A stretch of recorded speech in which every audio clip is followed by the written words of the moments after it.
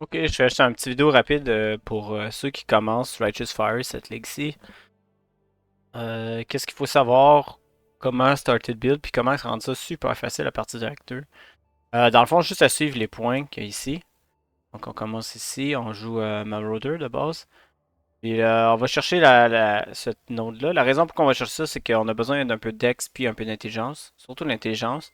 Donc ça répond à notre intelligence. Dans les shops, on peut toujours regarder pour les boots de movement speed puis les amulettes qui donnent l'intelligence. Super pratique.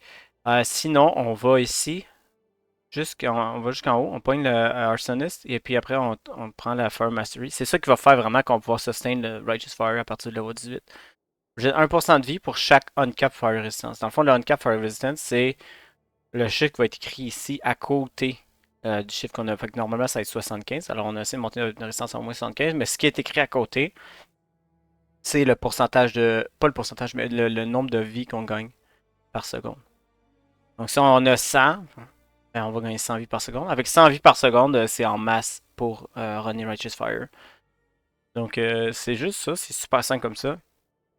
La façon qu'on arrive à en haut de 75 de Fire Resist, c'est premièrement d'avoir des Ruby Rings. Donc, les Ruby Rings, il y a deux façons de les avoir. Soit on les trouve par terre, soit on vend un Iron Ring avec n'importe quel gem qui est rouge au vendor. Puis le vendor va donner en échange un Ruby Ring. Une fois qu'on a ça, on peut soit juste crafter de la Fire Resist dessus, ou on peut utiliser une augmentation et essayer d'avoir un prefix. Moi, je conseille pas ça.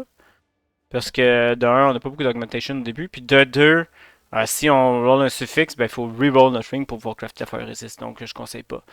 Mais ben, c'est ça. Enfin, après ça, sur notre gear, toutes les pistes qu'on va avoir, peu importe les items, on va pouvoir crafter la fire resist. Il faut avoir au moins 75. Moi, je conseille avoir un peu plus. Puis après ça, avec ce mastery-là. Donc, c'est ça ici. Reject one life per second for each uncapped fire resist. C'est un peu weird comme c'est wordé, mais c'est ça. C'est une vie pour chaque 1%. Chaque 1% de résist qu'on a, même au-dessus de celui-ci. Donc, c'est juste ça. Puis après ça, on peut continuer pour aller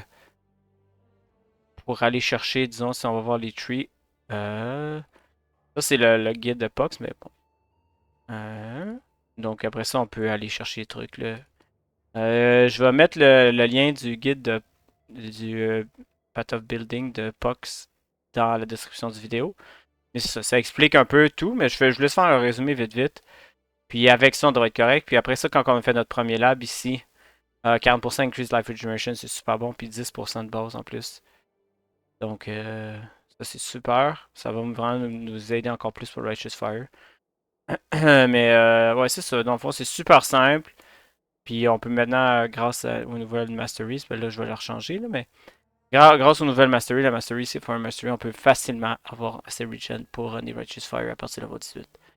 Donc, c'est ça. Et bonne chance avec Righteous Fire.